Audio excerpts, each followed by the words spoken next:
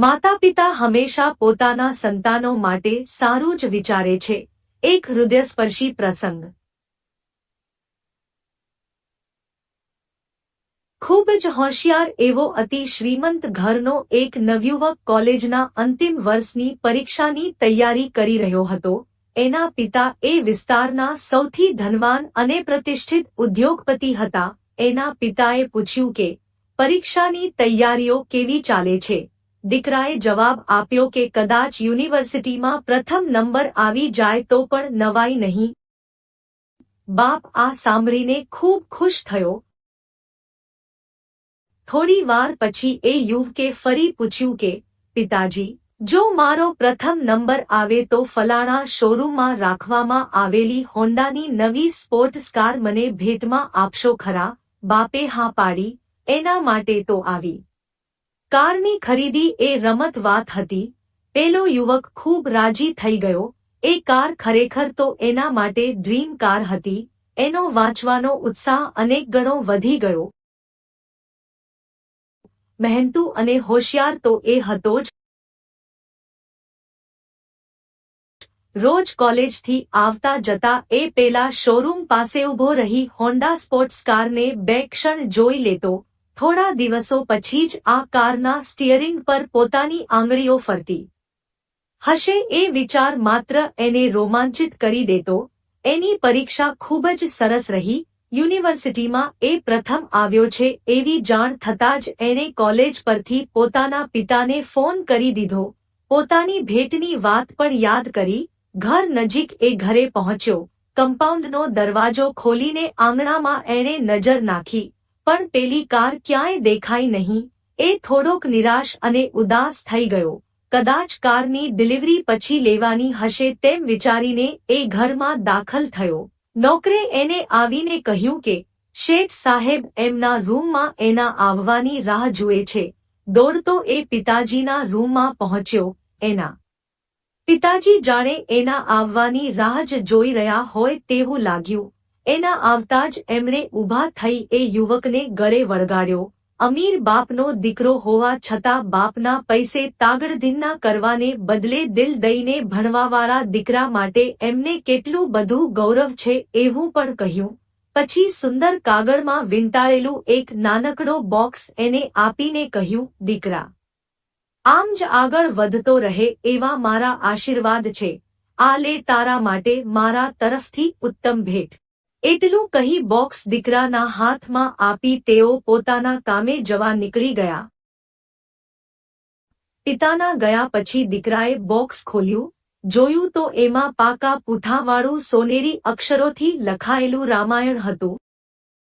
રામાયણ બંને હાથમાં પકડીને એ થોડી વાર એની સામે જોઈ રહ્યો.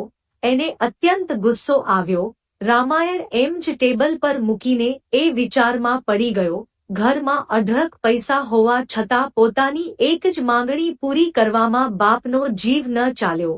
એ વાત એને હાડોહાડ કોરી ખાતી હતી. સ્પોર્ટ્સ કાર અપાવવાની હા પાડ્યા પછી પણ પિતાનો જીવ ન ચાલ્યો એનું એને ખૂબ જ લાગી આવ્યું. એ પોતે પણ સ્વમાની હતો એટલે બીજી વખત પિતા પાસે માગવાનો કે એમને યાદ અપાવવાનો તો સવાલ જ નહોતો પેદા થતો. ઘણો વખત વિચાર કર્યા પછી એણે કાગળ લીધો. એમાં ટૂંકમાં એટલું જ લખ્યું કે પૂજ્ય પિતાજી, સ્પોર્ટ્સ કારને બદલે રામાયણ આપવામાં આપનો કોઈ શુભ ઈરાદો જ હશે એમ માનું છું, પણ મારે સ્પોર્ટ્સ કાર જોઈતી હતી. હું ઘરેથી જાઉં છું. ક્યાં જાઉં છું તે નહીં કહું. જ્યારે તમારી સમકક્ષ પૈસાદાર બની જઈશ ત્યારે જ હવે તમને મો બતાવીશ. એ જ. પ્રણામ. ચિઠ્ઠી રામાયણના બોક્સ પર મૂકી એ ઘરેથી નીકળી ગયો. વર્ષો વીતી ગયા. યુવકના નસીબ ખૂબ સારા હતા. મહેનતુ અને હોશિયાર તો એ હતો જ, એટલે એણે જે બિઝનેસ શરૂ કર્યો તેમાં તેને અણધારી સફળતા મળી અને એ અતિ શ્રીમંત બની ગયો. સુંદર મજાનું ઘર બનાવી એણે લગ્ન પણ કર્યું. વચ્ચે વચ્ચે એને પોતાના પ્રેમાળ પિતા યાદ આવી જતા, પરંતુ એ પ્રેમાળ ચહેરા પાછળ રહેલો કંજૂસ માણસનો ચહેરો એને તરત જ દેખાતો. માતાના મૃત્યુ પછી પોતે આટલા વર્ષમાં એક સ્પોર્ટ્સ કાર જ માગી અને અઢળક પૈસા હોવા છતાં એના પિતાએ કારને બદલે ફિલોસોફી ઝાડવા ફક્ત રામાયણ જ આપ્યું. એ યાદ આવતા જ એનું મન કડવાશથી ભરાઈ જતું. પરંતુ એક દિવસ વહેલી સવારથી જ ન જાણે કેમ એને એના પિતાની યાદ ખૂબ જ આવતી હતી.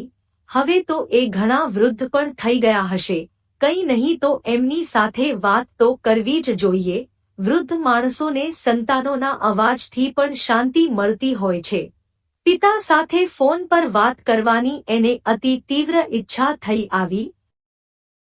આમે સમયની સાથે દરેક ગુસ્સાનું કારણ નાનું થતું જાય છે અને એકાદ દિવસ એવો પણ આવે કે માણસને એમ થાય કે અરે, આવા નાના અને વાહિયાત કારણ માટે આપણે આટલા બધા ગુસ્સે થયા હતા.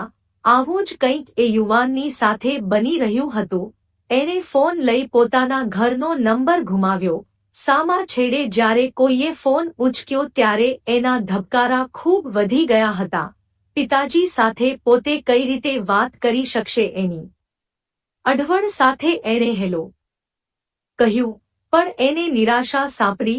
સામા છેડે એના પિતાજી નહોતા પણ ઘરનો નોકર હતો. નોકરે કહ્યું કે શેઠ સાહેબ તો અઠવાડિયા પહેલા અવસાન પામ્યા. તમે પોતાનું સરનામું જણાવેલ નહીં એટલે તમને જાણ શી રીતે કરી શકાય, પણ મરતા સુધી તમને યાદ કરીને રડતા હતા. એમણે કહેલું કે તમારો ફોન ક્યારે પણ આવે તો તમને બધો કારોબાર સંભાળવા બોલાવી લેવા, એટલે તમે આવી જાવ. પેલા યુવક પર તો જાણે વજ્રઘાત થયો. પોતાના પિતાને એમની છેલ્લી ક્ષણોમાં પણ મળી ન શકાયું. એ વાતની વેદનાએ એના હૈયાને વલોવી નાખ્યું. પણ હવે શું થાય? પોતાના ઘરે પાછા જવાની ઈચ્છા સાથે એણે સહકુટુંબ વતન તરફ પ્રયાણ કર્યું. ઘરે આવીને સીધો જ એ પોતાના પિતાના રૂમમાં ગયો. એમની છબી સામે ઊભા રહેતા જ એની આંખો વરસી પડી. થોડી વાર આંખો બંધ કરીને એ એમ જ ઊભો રહ્યો. પછી પોતાના રૂમમાં આવ્યો. એવામાં એની નજર પોતાના ટેબલ પર પડેલ સોનેરી અક્ષરવાળા રામાયણ પર પડી. આ એ જ રામાયણ હતું જેના કારણે એણે ઘર છોડ્યું હતું. એના મનમાંથી પિતાજી માટેની બધી જ કડવાશ ગાયબ થઈ ગઈ હતી. એણે રામાયણ હાથમાં લઈ ખોલ્યું. પ્રથમ પાના પર જ એના પિતાએ લખ્યું હતું, હે ભગવાન, મારા દીકરા જેવા ઉત્તમ સંતાનને ભેટ કઈ રીતે આપવી તે તું મને શીખવાડજે. એણે માંગેલ વસ્તુઓ સાથે એને ઉત્તમ સંસ્કારોનો વારસો પણ આપી શકું એવું કરજે. એ યુવકને આજે પોતાના પિતાએ લખેલ આ શબ્દો રામાયણના શબ્દો જેટલા જ મહાન લાગ્યા. એ શબ્દોને ચૂમવા એણે રામાયણને હોઠે લગાડ્યું. એ જ વખતે એના પાનાઓ વચ્ચે ક્યાંક છુપાયેલ એક નાનકડું કવર નીચે જમીન પર પડ્યું. પેલા યુવાને એ કવર ખોલ્યું. એમાં હોન્ડા સ્પોર્ટ્સ કારની ચાવી અને સંપૂર્ણ ચૂકતે લખેલું પેલા શોરૂમનું બિલ હતું. એના પર તારીખ હતી. એ પ્રથમ નંબરે પાસ થઈને આવ્યો હતો એ જ દિવસની. કંઈ કેટલીય વાર સુધી એ નીચે બેસી રહ્યો. પછી હૃદય ફાટી જાય એટલું બધું રડ્યો. ધ્રુસકે એ પછી કલાકો સુધી સૂનમૂન બની એ પોતાના પિતાજીની છબી સામે જોતો રહ્યો. ભેટ આપણે ધારીએ એ રીતે મળે તો જ આપણે એનો સ્વીકાર કરીએ એ તો કેવું? વડીલો તો ઠીક, ભગવાન તરફથી જુદી જુદી રીતે પેકિંગ કરાયેલ આવી કેટલી બધી ભેટોનો આપણે અસ્વીકાર કરતા હોઈશું. કારણ એક જ કે આપણી ધારણા પ્રમાણે એનું પેકિંગ થયું નથી હોતું. ક્યારેક નાનકડી ભૂલ અને મોટાઓનો અનાદર કુટુંબનું સત્યાનાશ કરી નાખે છે.